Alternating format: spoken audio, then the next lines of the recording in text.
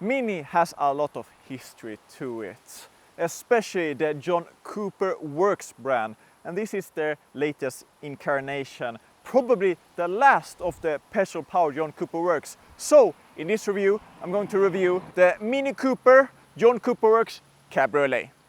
But what does John Cooper Works stand for? Well, it is Mini's performance division.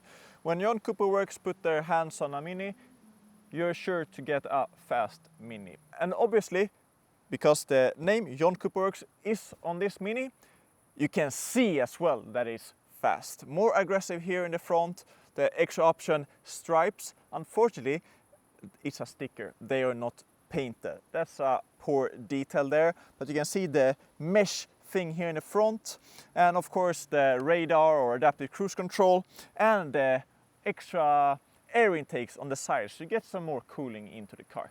And what is powering this Mini? Well, it is a BMW-derived turbocharged four-banger, 2 liters to be precise, producing 231 horsepower and 380 Newton meters of torque. But 0 to 100 kilometers an hour is done in just about 6 seconds. And what about the stopping power and the tires? Well, the tires 215 both front and rear, 18-inch. These very nicely cut, diamond cut rims.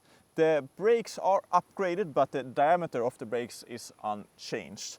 And I mentioned that this is a cabriolet, and you can see the British flag on top here. It is of fabric, it's not metal, but I think it's time for us to continue this review with the roof down. Because I mean, that's one of the experience of having a cabriolet, and a Mini I think fits that cabriolet shape with the squarish design.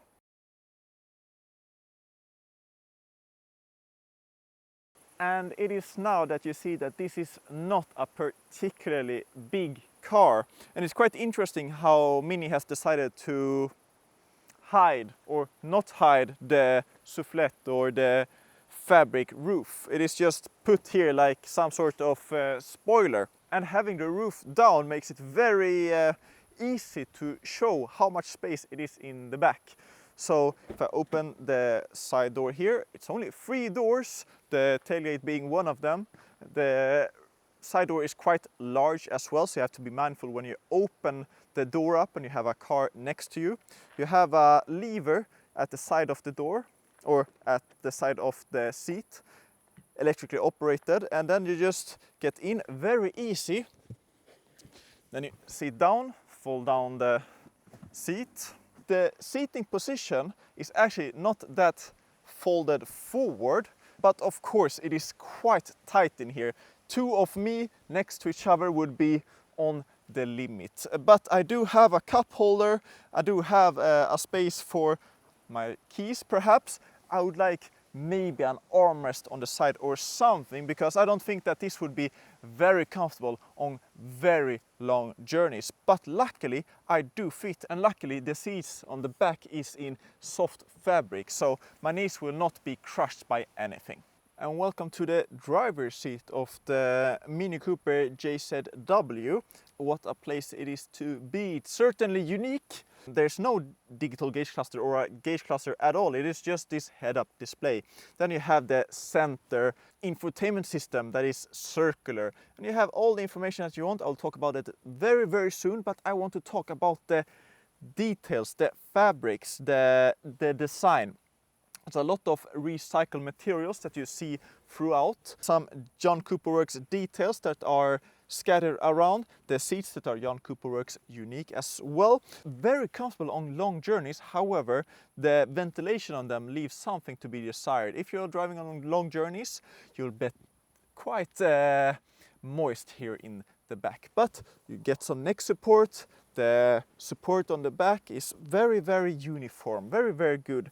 But there's of course a lot of plastic, very dark in here, even though you do have some light white stitching and red details scattered all around. Wireless charging pad here, easily located, 2 cup holders, a little unique storage space here, and an armrest, 2 USB-C plugs, or like the old USB plug as well. But one thing that I should mention is you have the manual controls here to start the engine. You just hold the brake and then twist it, then reverse, neutral, drive and sport. The buttons for the different driving assists, the experience that we'll talk about very soon, and of course to increase and decrease the volume. And this is blue because I'm in the experience of core. Of course you have go-kart, green, personal, vivid, timeless and balance, and everyone have their own looks, but it doesn't really change the layout particularly much. The navigation, quick, responsive. I like it a lot. Of course you have Android Auto and Apple CarPlay, wireless. Of course, when you press the home button, you have also, of course, all of the different settings like assisted view, car status, data protection, doors and windows, driver settings, sound, media, everything that you might want. The base price of this Mini Cooper John Cooper Works starts at just around 48,000 euros. That is a decent chunk of money. And what do you get for it? Well, you do have the recycled materials, but you can see the amount of plastic that you have. Of course, you have the detail, but that is also plastic. It's just painted. And just a single button to unlock the doors. How does it feel to drive normally? Well, pretty damn fantastic. The engine gearbox combination with the more torquey BMW-derived engine, together with a finely tuned gearbox that likes to upshift a lot, works pretty flawlessly. Now we're driving over a speed bump, and that's quite important because the front end handles it quite nicely, but the rear is super stiff. The 360-degree camera system is really good because it's BMW derived, very sharp, very responsive as well, and so are all the electronic driving aids, the active cruise control, the lane assist, and so on and so forth. The front wheels are doing a lot of things, trying to put the power down, 231 horsepower and 380 newton meters. Especially when you're getting out of the corner, you feel that there is some torque steer, turning it in here. Agile, good turning, not super aggressive, but the short wheelbase definitely helps with the rotation, of course. Maybe not the quickest at downshifting, but upshifting, kinda okay. And having the infinite amount of wind above me just of course plays into the favor of the Cabriolet, right? You don't need to have a car that costs hundreds of thousands of euros to enjoy a great weather or a great day like this.